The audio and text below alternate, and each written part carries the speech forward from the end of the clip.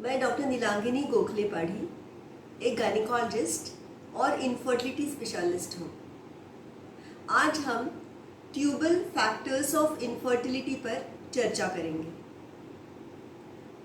Tubal factors मतलब ये है स्त्री का गर्भाशय। ये गर्भाशय है और ये दो साइड में फेलोपियन ट्यूब्स हैं। हर महीने में जब पीरियड आता है, पीरियड के मे बी 13, 14 या 15 डे में ये जो दो तरफ अंडाशय है, एक अंडाशय से ओव्यूलेशन हो जाता है, मतलब एग रिलीज हो जाता है। और ये जो रिलीज्ड एग है, ये फेलोपियन ट्यूब्स अपने मूवमेंट से अंदर ले लेती है। अगर मैरिड कपल प्रेगनेंसी के लिए ट्राई कर रहा है और रेगुलर रिलेशन में है, तो जो शुक्राणु स्पर्म यहाँ से लेकर यहाँ पर आए हुए रहते हैं, तो इन्हीं ट्यूब्स में एग और स्पर्म का मिलन होता है, मतलब फर्टिलाइजेशन होता है। यही ट्यूब्स इनिशियल 3, 4, 5 डेज ये जो फर्टिलाइज्ड एग को न्यूट्रिशन, ऑक्सीजन देती है। और आफ्टर 5 डेज जब ये ब्लास्टोसिस्ट स्टेज बन जाता है, उसके बाद ट्यूब हल्का हल्का सा पंपिंग शुरू करती है और ये ट्यूब ब्लास्टोसिस्ट को यहाँ लाती है। फिर यहाँ पर वो गर्भ बढ़ने लगता है। तो ये रूटीन ट्यूब का काम है। अगर किसी वजह से ये ट्यूब्स ब्लॉक हो गए, दोनों ब्लॉक हो गए या एक ही ब्लॉक हो गया, या ट्यूब का काम करना बंद हो गया, या ट्यूब में पानी जम गया, पस जम गया, जिसको हम हाइड्रोसल्फिंग्स बोलते हैं, या प्रीवियस ऑपरेशंस के वजह से एडिशंस, मतलब एक पार्ट कोई भी ऑर्गन ट्यूब को चिपक गया, उसकी वजह से ट्यूब का काम करना अफेक्ट हो गया, फंक्शन कम हो गया या बिल्कुल बंद हो गया, ट्यूब में स्कारिंग आ गया, जख्म हो गए, तो उसकी वजह से ट्यूब काम नहीं कर पाती, और ट्यूब काम नहीं कर पाती उसकी वजह से इनफर्टिलिटी आती है। तो ट्यूबल फैक्टर्स ऑफ इनफर्टिलिटी के कारण क्या है? मेन कारण है इन्फेक्शंस। इन्फेक्शन हो सकते हैं कि सेक्सुअली ट्रांसमिटेड इन्फेक्शंस हो, कि in the form of chlamydia, gonorrhoea. Initially वो शायद कुछ भी सिम्टम्स नहीं कराते, या तो पेट में हल्का हल्का दर्द आना, एबनॉर्मल डिस्चार्ज होना, कभी कभी फीवर आना। अगर अर्ली स्टेज में इन्फेक्शन का इलाज हो गया तो वो इन्फेक्शन ऊपर ट्रैवल होके ट्यूबल डैमेज शायद नहीं होगा। लेकिन एक बार इन्फेक्शंस निगलेक्ट हो गए और इन्फेक्शन ने ट्यूब में डैमेज किया, स्कारिंग किया, ट्यूब्स ब्लॉक हो गए, तो ट्यूब काम करना बंद करेंगे। ट्यूब के अंदर जो सीलिया जैसे छोटे छोटे से सेल्स रहते हैं, जो स्पर्म एग ट्रांसपोर्ट का काम करते हैं, वो काम बंद हो जाएगा। तो मेजर कॉजेस ऑफ इन्फेक्शन क्या है? क्लैमिडिया, गोनोरिया या अदर सेक्सुअली ट्रांसमिटेड इन्फेक्शंस, या तो इंडिया में महत्वपूर्ण कारण है टीबी भी। यूजुअली चेस्ट का टीबी हो जाता है, लेकिन कभी कभी टीबी का जो माइकोबैक्टीरिया है वो ब्लड में एंटर करता है, और ब्लड के थ्रू टीबी का इन्फेक्शन गर्भाशय को अफेक्ट करता है, ट्यूब्स को अफेक्ट करता है। और एक बार टीबी हो गया, यहाँ पर जो पेल्विक ट्यूबरकुलोसिस जो बोलते हैं, पेल्विक टीबी हो गया, तो ट्यूब्स भी डैमेज हो जाते हैं, और फिर कितना भी करे प्रेगनेंसी होना बहुत मुश्किल हो जाता है। और क्या रीजंस हो सकते हैं कि ट्यूब डैमेज हो जाए? एंडोमेट्रियोसिस। एंडोमेट्रियोसिस मतलब क्या? एंडोमेट्रियम मतलब यूट्रस का अंदर का लाइनिंग। ये एंडोमेट्रियम कभी कभी बाहर की तरफ बढ़ने लगता है, ट्यूब्स पर, ओवरी पर, या तो गर्भाशय के बाहर के हिस्से पर, पेल्विस में, कभी कहीं पर भी ये एंडोमेट्रियोसिस बढ़ सकता है। अगर वो ओवरी के ऊपर बढ़ना शुरू किए तो वहाँ पर सिस्ट फॉर्म हो जाएगा, ट्यूबल डैमेज हो जाएगा। तो ये एंडोमेट्रियोसिस की वजह से एग की क्वालिटी ख़राब हो जाती है, ट्यूब्स डैमेज हो जाते हैं, और इवन यूट्रस का इम्प्लांटेशन की कैपेसिटी, मतलब गर्भ को बढ़ाने की कैपेसिटी भी कम हो जाती है। इसलिए एंडोमेट्रियोसिस को अर्ली स्टेज में डायग्नोज करना और ट्रीट करना बहुत बहुत इम्पॉर्टेंट है। और क्या रीज़न हो सकता है और क्या वजह हो सकती है ट्यूबल डैमेज की?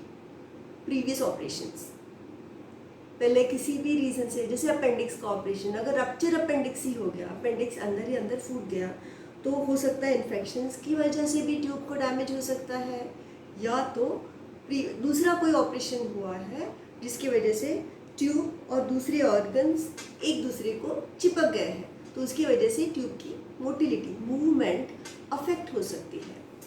तो ये तो हो गए ट्यूबल डैमेज के कारण।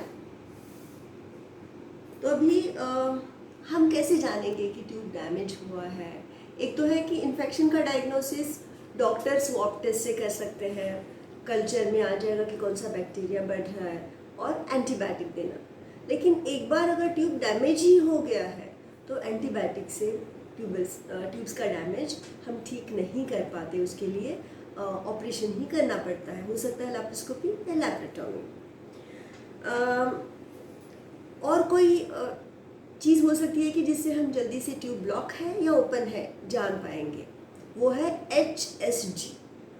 HSG एक सिंपल एक्सरे है जिसको हम हिस्टेरोसाल्पिंगोग्राफी कहते हैं। और इस HSG में हम क्या करते हैं, हम नीचे से गर्भाशय के मुखद्वार से एक स्पेशल केमिकल एक कैथेटर द्वारा यहाँ पास करते हैं।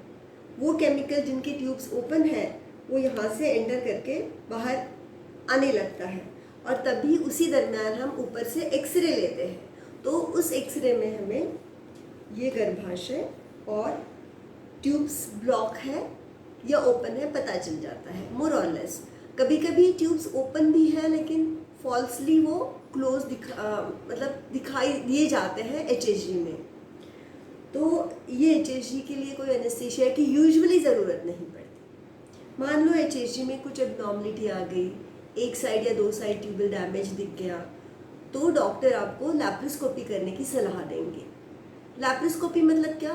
दूरबीन द्वारा ऑपरेशन। तो आपके नाभि के नीचे एक छोटा सा कट दिया जाएगा और उसके थ्रू एक टेलीस्कोप जैसा इंस्ट्रूमेंट पेट के अंदर पास किया जाएगा। जब वो इंस्ट्रूमेंट अंदर जाएगा, डॉक्टर ऊपर कैमरा लगाएंगे और फिर पेट के अंदर जो है वो हमें दिखने लगेगा। तो यूट्रस दिखेगा, ट्यूब्स दिखेंगे, ओवरीज दिखेंगे। तो अगर वहाँ पर कुछ एडिशंस है, एक पार्ट दूसरे पार्ट को चिपक गया है, तो डॉक्टर स्पेशल इंस्ट्रूमेंट के द्वारा वो पार्ट को रिलीज़ करते हैं, ट्यूब को रिलीज़ कर देते हैं।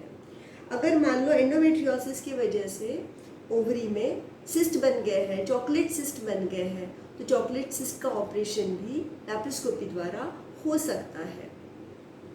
अब लैप्रोस्कोपी में हमें कैसे पता चलेगा ट्यूब्स खुले हैं या बंद है? तो तब हम क्या करते हैं, गर्भाशय के मुखद्वार से एक स्पेशल इंस्ट्रूमेंट एक इंस्ट्रूमेंट यहाँ पर रखते हैं और एक ब्लू कलर का डाई अंदर पुश करते हैं। वो ब्लू कलर का डाई, वो कलर यहाँ से पास होके बाहर आने दिखता है। वो फिर परफॉर्मिंग डॉक्टर को स्क्रीन पे पता चल जाता है कि ये ब्लू कलर का डाई यहाँ से आने लगा, तो इसका मतलब ट्यूब्स खुले हैं। एक इम्पॉर्टेंट चीज़ बताना चाहती हूँ, ट्यूब्स खुले हैं मतलब फंक्शनल है ऐसे हम बोल नहीं सकते, क्योंकि ट्यूब का फंक्शन अलग है। कभी कभी ट्यूब्स खुले रहते हैं लेकिन वो काम नहीं कर पाते क्योंकि उनको अंदर से डैमेज हुआ रहता है, या तो पेरिटोनियम जो है, जो कवरिंग है पेट का, वहाँ पर इतना इन्फ्लेमेशन है कि ट्यूब काम नहीं कर पाता, या तो एडिशन है तो ट्यूब काम नहीं कर पाता। तो ये हो गए ट्यूब खुला है या बंद है ये जानने के लिए एक तो सिंपल एक्सरे टेस्ट HSG या तो लैप्रोस्कोपी का ऑपरेशन। तो लैप्रोस्कोपी के ऑपरेशन के बाद अगर हमें पता चल जाता है कि ट्यूब्स ठीक है, ट्यूब्स खुले हैं, तो यूजुअली पेशेंट्स 6 मंथ्स या 1 ईयर के अंदर प्रेग्नेंट हो जाते हैं। लेकिन अगर लैप्रोस्कोपी के ऑपरेशन में पता चला कि दोनों तरफ की ट्यूब्स ठीक नहीं है, ब्लॉक्ड है या स्कार्ड है, तो ऐसे पेशेंट को प्रेगनेंसी कैसे आएगी? अगर सब कुछ ट्राई किया है, ऑपरेशन से भी ट्यूब ठीक नहीं हुए है, तो इसके लिए इलाज है IVF का, मतलब इन विट्रो फर्टिलाइजेशन, जिसको हम टेस्ट ट्यूब बेबी बोलते हैं। तो टेस्ट ट्यूब बेबी करते वक्त ट्यूब्स को हम बाईपास करते हैं, उसमें लेडी को इंजेक्शन देके या अंडाशय के एग्स बढ़ाए जाते हैं, और जब एग्स मैच्योर होने का समय आता है तब नीचे से एक छोटा सा प्रोसीजर करके ये एग्स को बाहर निकाला जाता है, और बाहर स्पेशल डिशेस में एग और स्पर्म रखे जाते हैं, जिनको न्यूट्रिशन, ऑक्सीजन, कार्बन डाइऑक्साइड जो ट्यूब में रहता है वो बाहर इंक्यूबेटर में सब कुछ प्रोवाइड किया जाता है, एंड वहाँ पर एम्ब्रियोज बनाए जाते हैं, और वो डे 3 या ब्लास्टोसिस स्टेज तक बढ़ाकर, अब जो ट्यूब काम करने वाली थी, ट्यूब क्या करती है, नेचुरली पंप करके वो ब्लास्टोसिस को यहाँ लाती है, लेकिन IVF में डॉक्टर स्पेशल प्रोसीजर द्वारा नीचे से एक स्पेशल कैथेटर अंदर डालते हैं, और उस कैथेटर द्वारा ब्लास्टोसिस को यहाँ रखते हैं। इसको बोलते हैं एम्ब्रियो ट्रांसफ़र। सो ये IVF और ET इस प्रणाली द्वारा प्रेगनेंसी हो सकती है। सो जिन पेशेंट्स का ट्यूब खराब है और ऑपरेशन के बाद भी प्रेगनेंसी नहीं हुई है, उनको IVF एक बोon है। Thank you very much.